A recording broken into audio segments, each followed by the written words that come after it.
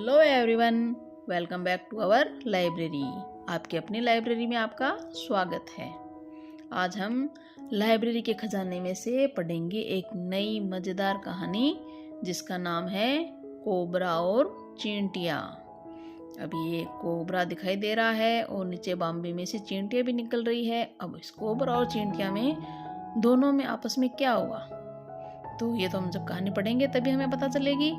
तो चलो बिना देरी किए हम शुरू करते हैं नई कहानी कोबरा और चींटियाँ। हेलो गाइस, अगर आपने अभी तक मेरे चैनल को सब्सक्राइब नहीं किया है तो तुरंत ही सब्सक्राइब कर दीजिए और अगर कहानी पसंद आए तो लाइक कीजिए और शेयर कीजिए। आपको मेरे चैनल पर ऐसी अनेक मज़ेदार कहानियाँ देखने को, सुनने को और पढ़ने को मिलेगी। तो इन मज़ेदार कहानियों को पढ़ने के लिए मेरे चैनल को तुरंत सब्सक्राइब कर दीजिए और लाइक एंड शेयर। तो चलो शुरू करते हैं नई कहानी कोबरा और चींटियाँ। एक घना जंगल था।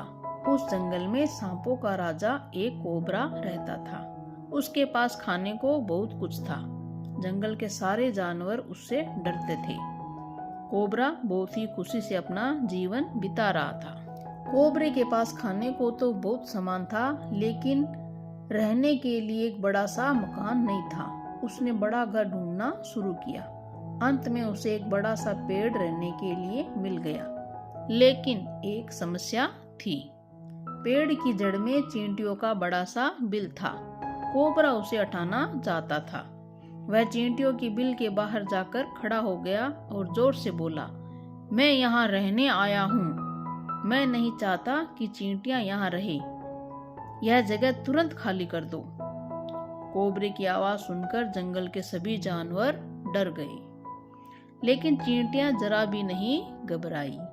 कोबरे की आवाज से बेखबर वे अपने काम में लगी रही। चींटियों की लापरवाही देख कोबरे को बहुत गुस्सा आया। अपने मजबूत शरीर से उसने जोर से धक्का मारकर चींटियों के बिल को तोड़ दिया। उस बिल से हजारों चींटियों को निकलता देख कोबरा चौंक गया। चींटियों ने कोबरे के शरीर पर चढ़कर उसे काटना शुरू कर दिया। चींटियों के हमले से कोबरा घबरा गया। उसने जमीन पर लोट-पोट होते हुए अपने को बचाने की कोशिश की, लेकिन हजारों की संख्या में चींटियों को रोकना आसान नहीं था। कोबरे को चींटियां काट रही थी। यह देखकर जंगल के सभी जानवर बहुत खुश हो गए। चींटियों की मिली-जुली ताकत के आगे सांपों के राजा कोबरा की ताकत काम न आई।